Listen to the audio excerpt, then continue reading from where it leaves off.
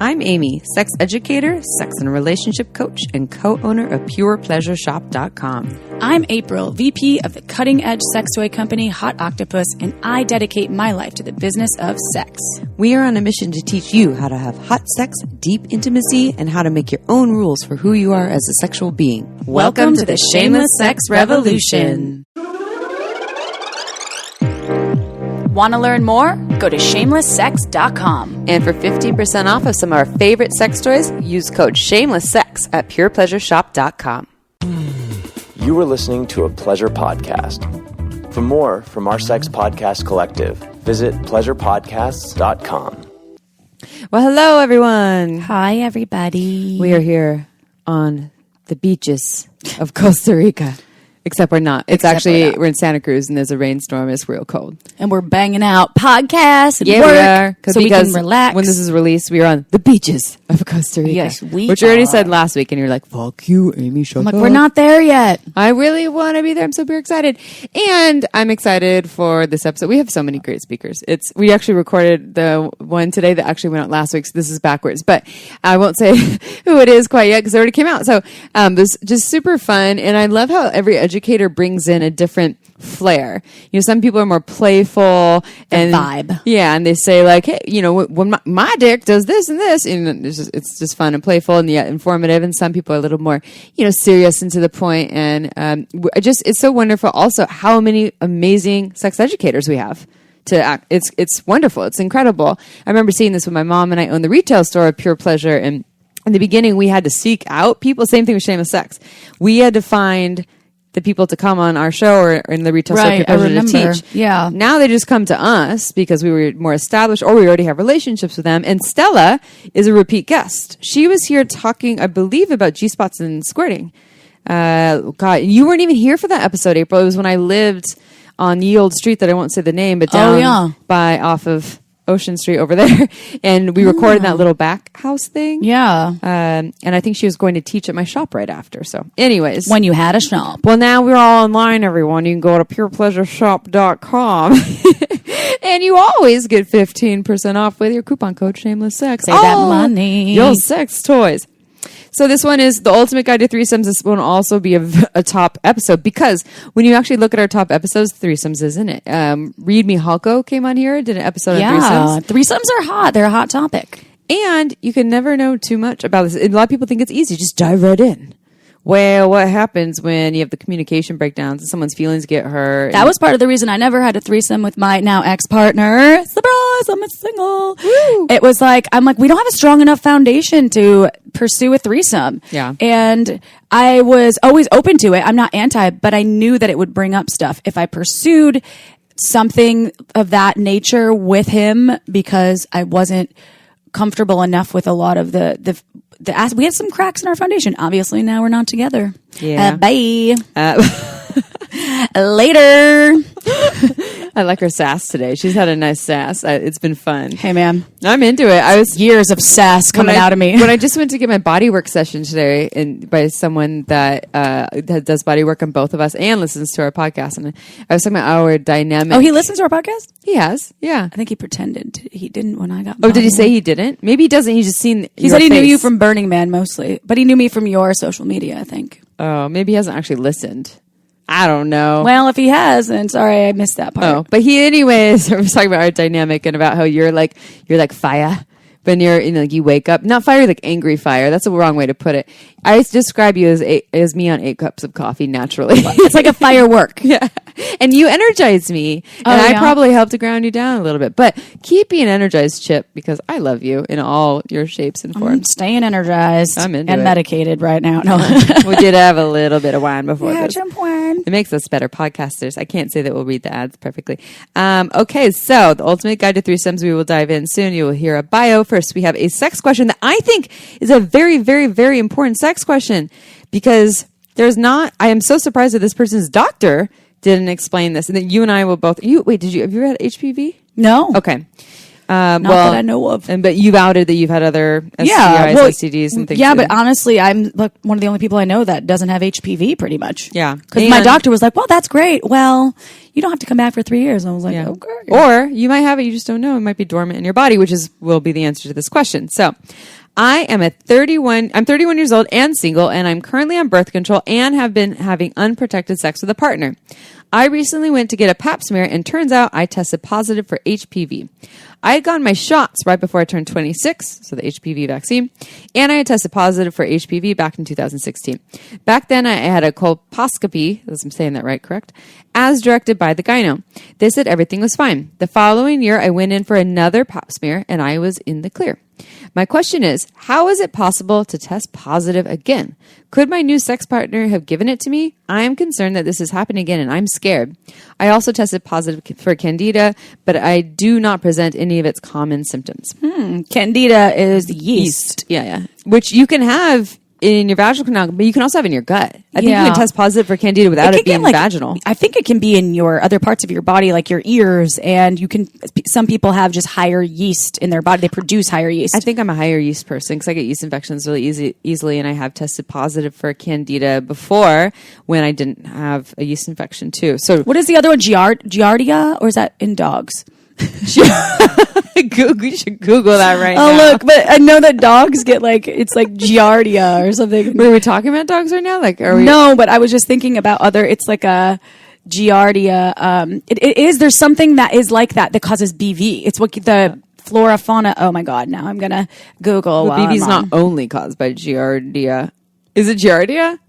Everyone. Wait, what's a good Jeopardy song? Do, do, do, do, do, do, do. Well, nope. All right. So scratch what she just said. No, I think my spelling's off. All right. Anyways, this is a freshwater planetarian. That's not what That's not the answer to the sex question. All right. Coming back to HPV. So we talked about the Candida piece, how you could test positive for it and not have a yeast infection. And for HPV, this is why I'm surprised that your doctor didn't say that it can go dormant in your body. You can be clear of it. It can come back later. Oh, it's Monilia. That's way different. You know what? Maybe I've got some Giardia up in her. Okay. Oh my God. Monilia causes BV. Oh yeah. Well, and yeast infections. It's different strains of overgrowth of yeast that can mess with your vaginal flora, which we've talked about, which is similar to BV. Yeah. And there's, the main cause is not this Manolia, it is the Candida. Manolia now? It's the Monilia. Money. All right, anyways. All right, back to HPV though. Okay, so here's the thing. You're freaking out. You're like, oh my God, I had it before. Everything was fine. I was in the clear. It's back. Did my new partner give it to me? So the answer to this is, and I'm not a doctor. I'll start with that. I just know as someone who's had HPV, who's had it go dormant, has had it come back and have it go dormant again. The answer is maybe and maybe not. Because your strain can go in hiding and come back years later. Herpes does the same thing, right? It can come out and then go hiding and then it can come back. It's a virus that's hanging out with you for pretty much for the rest of your life, but you may never see it again. Some people have it once and then it never comes back. So this could be your same virus strain coming back. You also could have got a new one because I'm pretty sure that there are many strains of HPV. I believe, I don't know the number, but I believe that the vaccine that you got only covers a certain amount of them. And I don't know the perfect information. So this would be a time to consult, Planned Parenthood would know a lot more information on this. They probably have a lot on their website about this, but if you could have a conversation with your partner, I believe it's hard to test penis owners, or maybe you can't even for HPV, right? It's hard to test penis, also for herpes, HSV1. It's hard to test penis owners for that as well. Well, or if you test the blood. Here's the other thing. Doctors try to talk you out of it because so many people will have it, but it's dormant. And they're like, why would you even test for it if it's dormant in your body? It's just going to freak you out and you're going to think that there's something wrong with you. Nothing wrong with you if you have these things, because here's the other answer. These things are so common. HPV, so common. If you're a sexually active adult, well, April doesn't have it, but most people, not most, a lot of people have it or have not really tested for or had symptoms. Same with herpes. What is it, like 80% of the population? It's something extreme. Some research shows that it's even more than that, because a lot of people test, again, like this person was mentioning, they'll test negative, but they're carriers, so their body doesn't have any symptoms. And I have an update. Giardia isn't dogs. It is a parasite. And that's what I was thinking, because he took some medicine for Giardia when he was little, legend I'm pointing to. And I was thinking of Gardnerella. Gardnerella. I can never say it. That's vaccine. for BV. No, it's like the microorganisms such as Gardnerella vaginalis and Prevotella and bacterioids. That's most common vaginal infection among childbearing women. What does that even mean? It means that it's BV. Like, you can get it if you have some Childbearing sex. means you're fertile? Or They said childbearing. Like, I was just looking at it's a risk factor for pregnant women. But this is coming from the internet. But it is a notable site, by the way. Did you go to Wikipedia for that? No, this is the Mayo Clinic. All right, I like it. Anyways, so for this person, I hope that gives you some peace of mind. I also emailed them ahead of time because they said they were scared, so I didn't want them to be like, because we actually just got this email a couple days ago. But I think we gave the majority of the answers, and you are not broken, and this is super common, and it happens in a lot of different ways, whether, again, you got a new strain or it was already in your body. And there's a lot of resources on there that on the internet that will have better information than we will, such as Planned Parenthood, that I really love, and I'm just such a supporter of what Planned Parenthood does, regardless of your stance on abortion, all those things. I mean, I've utilized Planned Parenthood so many times in my life. Thank goodness for them. If not going into the clinic for various things, but also when I just had questions, go to their website and check it out. It's good advice. Yeah. And we learned a lot about different types of yeast and bacteria today. And Giardia. And Giardia. Dog parasites. Thankfully, we don't have to deal with that. If you ever need a trivia partner, you want it to be April, because she knows all Well, the I didn't know that much. I had to Google that, but I wanted to I probably mispronounce a couple of them. However, I wanted to clear that because I was like, Giardia. What's the capital of Ohio? Columbus. What's the capital of South Carolina? Your mom. Charleston? I don't know. I made it up. I think it is. Fuck. I didn't know you were going to put me on the spot, okay? God. My mom listens to this podcast. That's why I said your mom, because I was like, Mom, help me right now. Janice. Oh, that's called, what is the millionaire, whatever? You just did a lifeline? Did you call Janice for your lifeline? It's Columbia, South Carolina. That's why I was thrown off, because you throw two at me that were Columbia and Columbus. Okay. All right, anyway, we're moving on. This is not trivia section. You got to quit. I got to prep for those things. Sorry. But I am good at trivia. I've seen her do this at bars before. It's quite phenomenal. Yes. All right, before we read a bio about the phenomenal Stella Harris, before you learn all about threesomes, so even if you're not having threesomes, I think the information that we get about how to navigate threesomes often is about communication and how to relate to partners, and it can apply to monogamy as well. So there's something here for everyone, and threesomes are just fun to learn about because, I don't know, maybe you'll do it someday, maybe you're doing it now, as we speak. You can also listen to an erotic threesome story. Ooh, on Dipsy! You've heard us talk about Dipsy before. We love it. It is an app on your phone that you can listen to anywhere, anytime, whenever you want to get turned on, whether it's for you, for your lover, for your partners, whomever. And it is erotic short stories, and they actually refresh them once a week, I believe. And some of them are super spicy. I just listened to As I Say To, which is all about dominance, and they even use a dildo. And here's one line from it. I love seeing you stretched out like that. Ooh. It's amazing. Chip, what do you love about it? I love that they have not only erotic stories, it's like a one-stop shop. Like, you get one app, you download it, and you get wellness how-tos. So let's say you're wanting to try meditation. They have meditation how-tos. They also have, so there's a whole section, and also sleep stories. You know how I'm obsessed with sleep stories, and bedtime stories, and soundscapes. So you can put on some crickets chirping and help yourself drift off to sleep. And for our listeners, Dipsy is offering a 30-day free trial when you go to dipsystories.com/shameless. That's a 30-day free trial when you go to DIPSEA stories.com/shameless. Again, dipsystories.com/shameless. We promise you will love it.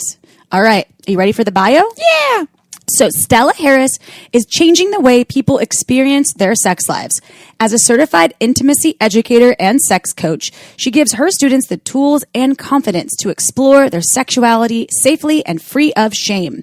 The Ultimate Guide to Threesomes discusses some of the most frequently asked questions she's experienced in her work around one common topic, threesomes. A national and international speaker, Harris teaches everything from pleasure anatomy to communication skills to kink and BDSM. To learn more, visit stellaharris.net. But first, real talk. Unfortunately, we don't always feel safe when we're out and about on our own. This is why we are huge fans of the peace of mind the She's Birdie personal safety alarm gives us. Birdie is a cute and compact protection device that goes on your keychain. But don't let the size fool you. When you activate your Birdie with a quick pull, the alarm will emit a loud 130 decibel siren and flashing strobe light to help deter an attack. We'd play it for you, but we don't want to scare you. Unlike pepper spray or other deterrents, Birdie is easy to use and no danger to you. Feel confident to use it without the worry. It's also super affordable and it makes a great gift item. I gave one to my mom to carry with her on her daily walks and she loves it. And guess what? Right now, She's Birdie is offering our listeners 15% off your first purchase when you go to shesbirdie.com/shameless. Go to She's Birdie, spelled SHESBIRDIE.com/shameless for 15% off your first purchase. That's shesbirdie.com/shameless. All right, back to the show. All right, everyone, it is interview time. We are here with repeat guest Stella Harris. I believe she was on our podcast. I should have looked up the episode number.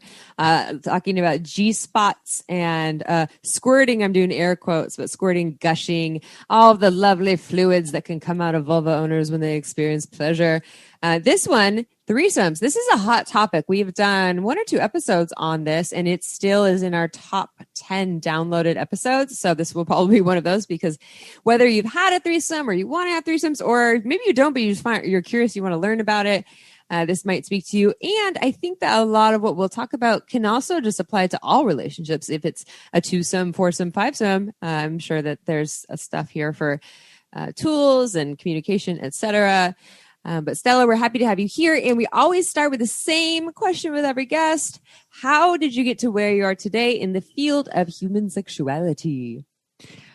Well, it's sort of a long and convoluted story. I can make sense of it in reverse, that sexuality was always an interest of mine. And, I grew up basically pre-internet and had to sort of struggle to find good information. But my mom had been a librarian, so I did know how to do research. And so I was, sitting there with things like old school encyclopedias with the transparency pages teaching anatomy. And that was sort of how I got my first information, largely just because I'm sort of a nerd about everything and became a nerd about sex and bodies, ended up becoming a resource for my friends. And then just took a very long detour. I didn't really know it was a job. And honestly, in the baby days of the internet, it wasn't really a job in the way it is now outside of the school system.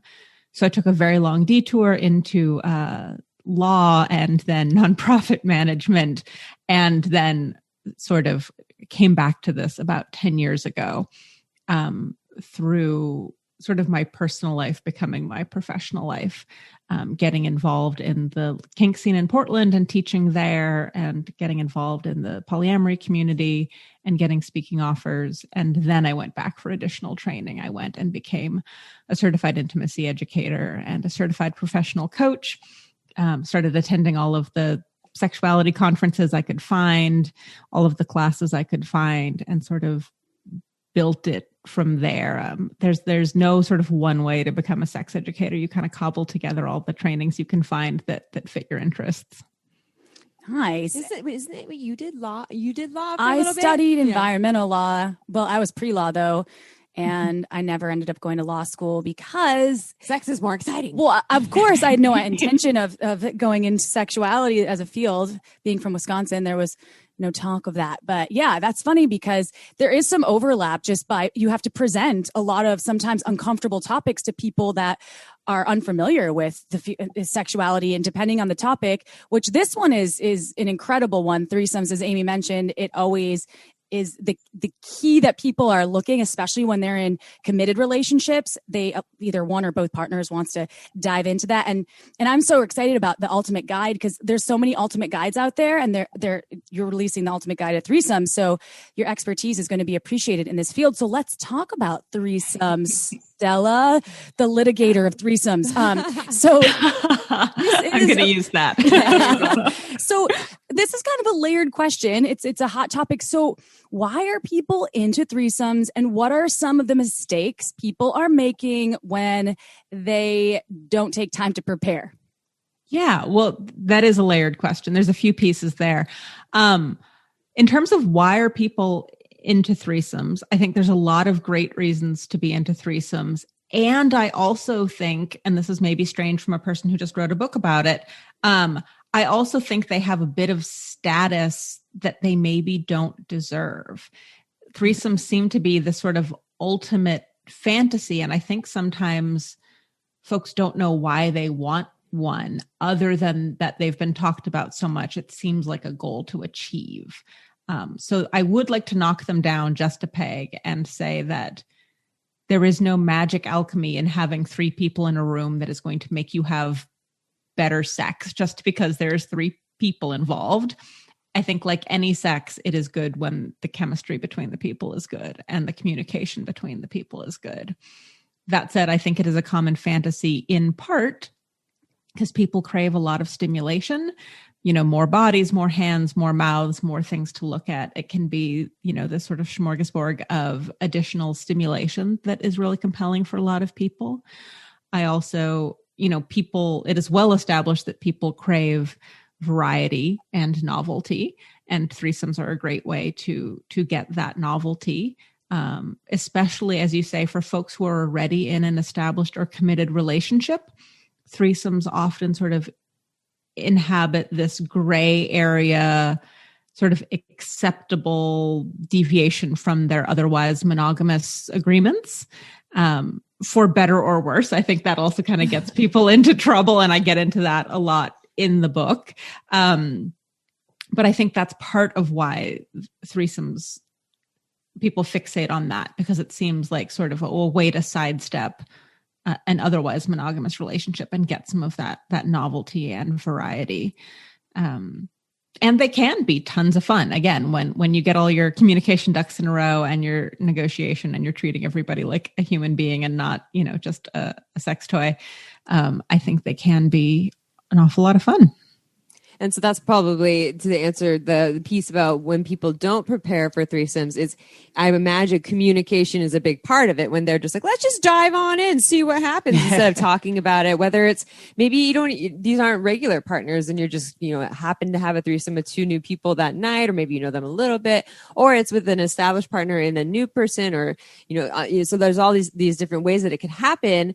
But I guess my question for you is that really weird, the top thing that you can think of why people, and I'm not going to use the word fail, but where they get, triggered, or that didn't feel good, and they get they hit a wall in the experience?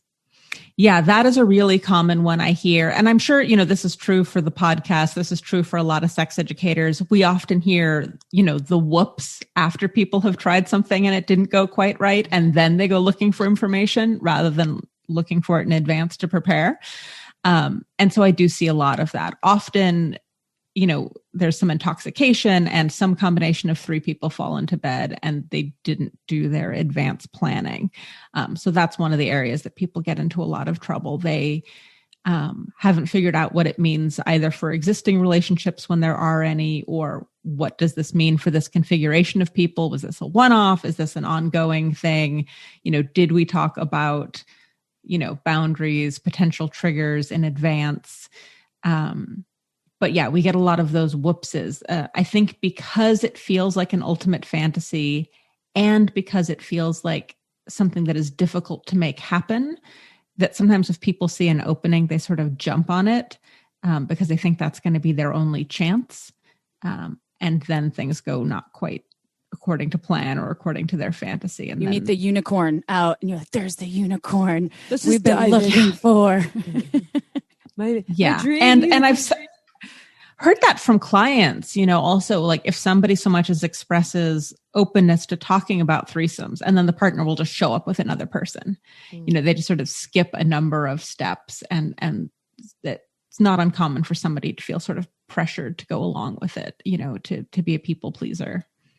So do you have some specific tips on how to start? Is there a 3-step model here, or to folks out there, or 5 or 10? Yes, I'm sure the book goes into deeper detail, but our folks out there listening love tips and tricks, and there has to be some kind of method to the madness, right?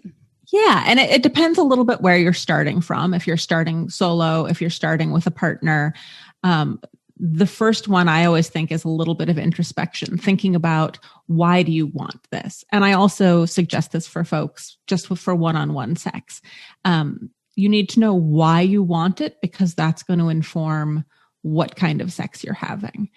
For example, if you're wanting the threesome for the sake of novelty and variety, that might inform the way you're negotiating. That might inform partner choice. If you're wanting it because you are hoping that it will then lead to an open relationship or lead to an ongoing relationship with that third person, that's a different kind of encounter. That requires a different kind of conversation. If you're hoping to do it, because you think there's something wrong with your relationship and you want this to be a Band-Aid, that is a bad idea, in my opinion, but that is one of the reasons. But if you can articulate to yourself that that's where you're coming from, then you might realize, there's some other unpacking to do there. Maybe there's some other steps to do instead.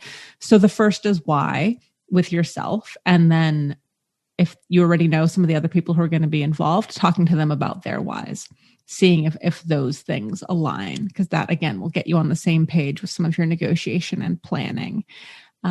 And also asking yourself, what are your concerns or fears? Figuring those out, again, in advance before you're in the moment and feel pressured to go ahead. See if you feel jealousy coming up. See if you feel insecurities or comparisons. So you have a time to work through some of that in advance. And I suggest a lot of ways people can sort of engage in, baby steps, figuring out, if this is going to be fun for them or overwhelming. And I also suggest starting small, just like we tend to have a fairly narrow definition of sex, that then carries over into a narrow definition of threesomes. A threesome can be, 3 people making out or 3 people exchanging sexy massages. Just having another person in the room, especially if it's your first time, is going to bring an erotic charge with it. You don't need to have a particular kind of sex for it to count as a threesome. If everyone enjoys themselves, you can always make another date and come back for more, but you can't undo, going too far and regretting it. That's good advice. Yeah, I think of the handful of threesomes that I've had has always been never with a person that was a regular partner or a committed partner, and actually all the threesomes I've had like little group sex things here and there, and they never had conversations before, like, okay, what are our intentions? And luckily they all went well. And then same with the threesomes that happened. That I've had, one penetrative sex was never a part of it.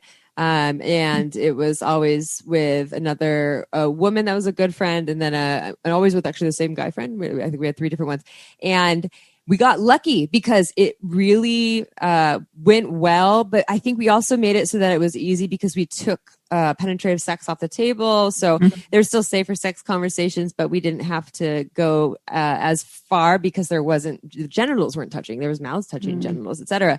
So it brings me to, so we got lucky. So, but in the future, if I were to do this, I'd have a lot more conversation. But yeah, good for me in that. But what about, ethics, right? So I think, consent is a part of it. Also, respect, safer sex conversations. Can you speak a little bit about that? Yes, about all of that. Well, for one thing, I want to respond to just what you just said. I think there is even a little bit of hidden planning in the kind of threesomes that you're talking about, because you are already so well informed about sex and sexuality and communication that even if those particular threesomes weren't planned, you weren't exactly going in blind, and were probably a little bit more equipped than some people would be thrown into that situation. So I do think there's often hidden planning behind what looks like a spontaneous threesome. And you're also right on the mark with taking certain things off the table. That I do find that when there are more bodies, even people who are pretty good about their safer sex protocols, stuff gets easy to miss and it's easy to forget what's been where. So, you're talking about mouths. Well, if you go down on one person and then want to kiss the other person, had those two people intended to exchange fluids? Or what about hands, touching one person's genitals and then the other person's genitals? At that point, they may as well have been rubbing their genitals on each other. There's just a lot of cross-contamination that gets easier when there are more bodies. So that's sort of a big sort of safer sex heads up I like people to consider is it possible to sort of align so that everyone in the room has the same level of boundaries? And like you said, taking penetrative sex off the table is one way to do that. Or sometimes taking oral sex off the table so that everyone can make out without worrying about whose mouth has been where, if not everyone in the room wants everybody's fluids everywhere. Or using gloves for all hand sex. You can always swap gloves between partners. And certainly you can, run to the bathroom and wash your hands, but that gets easy to forget, and it can sort of, adjust the flow of the proceedings. And if just one person leaves and comes back, people can also feel awkward about reintegrating into the activities. So just thinking carefully about the boundaries and how those align with everyone's needs. That's a big safer sex one. And the ethics piece also is, I think, we mentioned unicorns earlier. Some of the terminology that I explain in the book is, this notion of unicorn hunters, which is sort of a derogatory term for an established couple going and looking for a third. And the reason that has that connotation is because of how many people have done that in an unethical way. And enough people have done it unethically that folks can just be sort of skeptical of any couple looking for a third. And there's nothing wrong with wanting that. Like, that desire on its own is fine. There have just been enough bad actors that people are skeptical. And so I think what you really want to look out for there is that when you're looking for a partner for a particular sexual fantasy, that you're remembering that they are an entire human being, who's going to have their own needs and wants and fantasies. And those actually have to be given equal weight. There is some advice that, just hire a sex worker, because then, it does get to be your agenda a bit more. It doesn't get you out of treating people like people. You still need to have ethics and treat people properly. But, you can set the agenda a little bit more. And that's actually one of the reasons I suggest to folks that one baby step might be, going to a strip club when we get to do that again, or, watching a cam show. There are ways with very defined boundaries that you can experience, seeing your partner, seeing someone else naked, or seeing them turned on by another human being, and figure out how you're going to feel about that in these very contained scenarios where you are paying for someone's time. And when you are done, you can just be done and you aren't providing aftercare and follow-up check-ins. So that can be sort of one way to baby step into it and see how you're going to feel. I was unethically roped into a threesome, actually, because I met this couple at an airport when I had missed a flight, and they were an older couple. It was in Denver, and they had just finished a ski trip, and they were older, and I had just been going through a divorce. And so I was at the wine bar drinking nice wine because it was a work trip. So I was like, give me the $40 a glass wine because I just missed my flight. And I'm going to be here for like 6 hours. So the point is, they saw me and they were like, oh, hey. And then they asked what business I'm in. And I told them I was in the sex toy industry. Anyway, I ended up sending them this kit of sex toys. And they had my phone number because he was in like some kind of like money management. Anyway, so they had my phone number and they said, next time you're in Phoenix, please call us. We want to take you out to dinner for sending us this nice care package. I was like, okay. So I text them when I was in Phoenix. And they're like, come to our house. We have like a chef and we'll make you dinner. And I was like, okay. So why did I say that? I shared my location with my friend and I was like, okay, I'm going to go hang out with these nice people. They're really nice. So I got there and No, I was roped into a threesome, and it was consensual, but they fed me with like some really beautiful Pinot Noir that they busted out from their cellar. And then I ended up, using the toys that I had sent to them on her. And I just said during the middle of it, I was like, you know what? There's not gonna be any penetration here. I do not want to hook up with the guy. I said that the husband in the relationship, I said this to both of them, and it ended up being an interesting experience. It was just it was sort of sprung upon me, and I shouldn't have been so naive, but I really do enjoy talking to people and meeting people, but I probably shouldn't have gone to their house. And the Uber driver that was taking me there, I was like, hey, yo, if you see my face in a milk carton in 2 days, you got to know where you're dropping me off. All right. You got to know. He was laughing, and he was like, this is the nicest neighborhood in Scottsdale. I was like, doesn't matter. They could still be serial killers. So that was really naive on my part, and it was unethical on their part. There should have been some negotiation. I learned from that. I was also in just like this very transitional phase of my life, and I was in the yes phase of my life. So I said yes to anything that came to the table.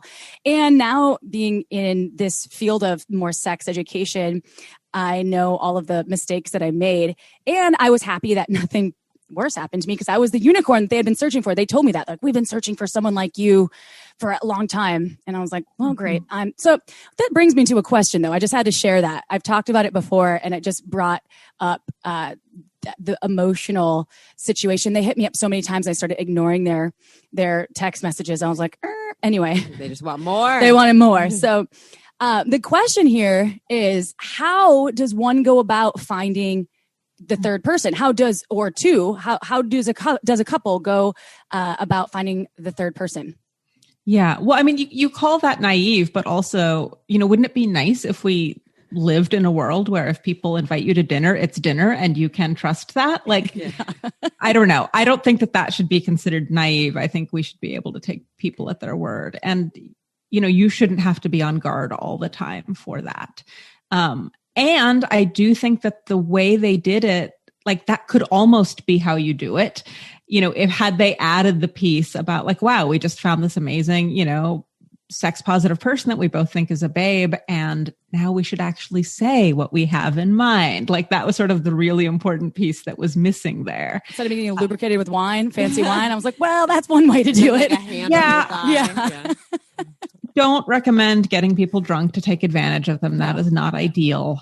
And I talk more about intoxication in the book, of course. But so there's sort of two main paths for finding, threesome folks. And one of them, and sort of both of your personal examples kind of speak to this, is kind of being the kind of person that threesomes happen to. And that often means, being well informed about sex and sexuality and communication, moving at least tangentially in some of those communities, sex positive communities, open relationship communities, kink communities. So if you're a well informed sex positive person who knows a lot of other well informed sex positive people, it sort of gets easier to make it happen. And I also know that is a longer path than a lot of people want to take. A lot of folks, they want the one-off. They don't want the lifestyle. They want to have the fantasy and be done with it. So they're not necessarily going to get super involved in any of the communities. So for the sort of one-off option, I will still say you do want to hone your communication skills, your consent skills, read some books, take some classes, because even if you don't want to be in those communities, you might be trying to date people who are in those communities, and they are going to look for clues that you know what you're doing, that you have decent consent and communication practices. Honestly, one of the best ways to find people is the same way you might find a solo date, which is just on dating apps. There are more and more now that are geared towards anything from multi-person hookups to open relationships. And even just straight dating apps often now have options for people to have a profile as a couple. I do give a lot of tips about this. Again, I think that transparency is key. You don't want to represent yourself as single and then sort of bait and switch that you want a threesome. You want to be upfront about what you are looking for. And at the same time, make sure that you aren't just talking about sex. Like, yes, you are a couple looking, and please also care about the person as a person. Sex doesn't have to be the first conversation. Ask somebody what they're reading, what they're watching on TV, have an actual getting to know you conversation before you launch into, hey, we want to hook up. Sometimes that works. I'm not going to say it never, like, hey, do you want to have sex? Like, that's going to work sometimes, but not often enough that I would suggest that as a strategy. So being upfront on dating apps, once you have enough of the knowledge that you can present yourself as an individual or couple who has their act together and isn't going to raise all of the red flags about, being a unicorn hunter or being someone who is going to, not be an ideal candidate to join a relationship. Okay, time for a quick break. This podcast was made possible by Uberlube. It's a luxurious silicone lubricant that enhances sex and intimacy. We receive emails from listeners who have tried Uberlube, and the feedback is unanimous. We never knew lube could be this good. It's also less likely to throw off the pH than most other lubes, and there are thousands of doctors recommending Uberlube to their patients, whether they want to make their hot sex even hotter or for folks experiencing dryness. Uberlube is without a doubt my favorite lube. It has no flavor, no scent, and feels absolutely amazing on my body. And it isn't just for sex. I use it to tame my hair frizzies, to prevent chafing, and I even put some in my mouth before an oral sex session. Totally ups my blowjob game. Oh, and the bottle, it's beautiful. It looks like a cosmetic product, so I just leave it out on my nightstand, totally shamelessly. To learn why we think it's the best lube on the planet, check out uberlube.com and use code SHAMELESSSEX for 10% off, plus free shipping. Again, that's uberlube.com and use code SHAMELESSSEX for 10% off and free shipping. This podcast was also made possible by omgyes.com. OMGYes is a research-based online program that teaches you all about how to pleasure the pussy. OMGYes studied thousands of vulva owners to find out how they orgasm and then made beautiful animated modules and super honest short videos to give you ways to reach even more pleasure. I've been recommending OMGYes to my clients for years, and it's been changing their lives. We all know pleasure is fluid and ever-changing, so why not add more tools to your pleasure tool belt? OMGYes is for everyone, so whether you are a vulva owner or you just love vulvas, OMGYes will give you the techniques to get your O-face on. There are 2 seasons to choose from and hundreds of gorgeous videos to explore, so go see what science says about pleasure and visit omgyes.com/shameless. That's omgyes.com/shameless to get $5 off your OMGYes access. Again, omgyes.com/shameless. Go check it out. Now back to the show. A couple thoughts came to mind. One is that is for April and I, and you're a sex educator too. Well, a lot of times when people ask us what we do and they find out what we do, there's almost this happens. I won't say often. It sometimes happens where they automatically assume, one, you're into everything, and I love talking about sex, of course. So then they're like, oh, let me tell you about the sex that I'm having. But then they often, I don't want to generalize everyone, but I've had this happen before, where they assume that you're automatically on the table for whatever, and that's something. So I know April and I both, sometimes we screen ourselves from sharing at the wine bar. I'm an accountant on an airplane, or I work in women's health or things like that, and instead, or if I'm like sitting next to someone on an airplane, I'm like, you're going to be stuck next to you for 3 hours. And I've made the mistake of sharing that. And I've been groped on an airplane next to a drunk guy before when he heard what I did. All of a sudden I was like, what?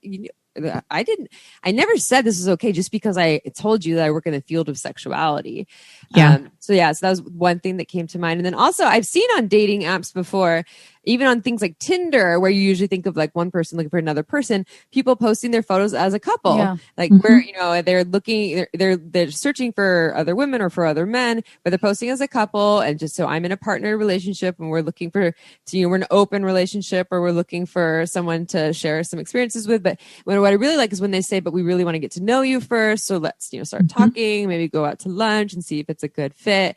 as opposed to, like you're saying, the unicorn hunter or being predatory, or like your experience, April, where they clearly had these intentions. Also, do you remember, April, when we went to Palm Springs and there was that couple that you knew? Oh, yeah. And they invited, and I was with my boyfriend at the time, who's younger than me, and he's like not really in the open-minded state around sexuality. And then you were married, and so like, let's go to these people's houses, and they totally were trying to think. They thought we were all going to have some sort of orgy. It was like a swinger. They thought that we were entering this swinger realm, which everything that they were doing was trying to initiate it without actually speaking to it. Right. It was not. It was out without saying that ahead of time, or even they wanted group sex, I think. Yeah, in it, and I forgot about that. I remember they started like fucking in the pool or something, but and kind of like, you guys want to get in? And we're like, oh, now I see what you're doing.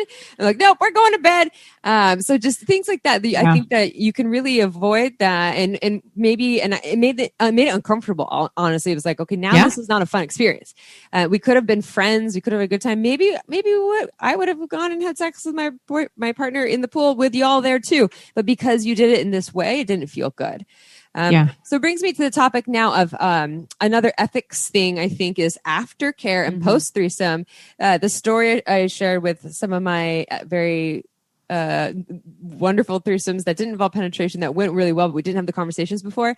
Actually, one of them happened in my sex shop that I owned.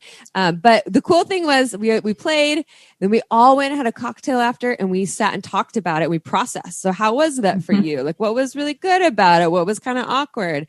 So what is your advice for aftercare and post threesome? What are some protocols? Yeah, I think that sort of afterwards hangout is great, out in the world, if it makes sense, privately, if it makes sense. The, and you mentioned the sort of the couples profiles on Tinder. The last couple that I joined pre-pandemic was a couple I met on Tinder. And, we've had a handful of threesomes, and they were a great example of being upfront about being a couple, and also we didn't start talking about sex until we had been texting for a week. So they genuinely wanted to know me as a person. And, we've gotten together multiple times for threesomes. And it's basically about the sex. They come over, we chat for a little bit, we have sex. And the reason this applies to aftercare is they pretty much always bring a dessert. So then after sex, we go back down to the kitchen and we all have some sort of dessert together and chat. And having something planned like that helps the transition, right? So that's how like, okay, it's time to get out of bed, put our clothes back on, but now we have this activity to do. And that helps facilitate those sort of the conversations and the goodbyes and, see you next time. So that can be really helpful. It's also really helpful to talk in advance about, who's sleeping where, who's staying where, because it can get really awkward if you have somebody over for sex and you want them to leave and that has not been articulated in advance. And then, are you trying to throw someone out at 3 a.m? Do they have transportation? So that's an area, that I really want people to think about in advance, and where it can get, unethical if you're not, planning for somebody's well-being. And I think it's important to talk about aftercare needs in advance, because people can have incompatible needs. Sometimes folks, maybe they don't want to, hang out again, or they don't want to, have an ongoing connection.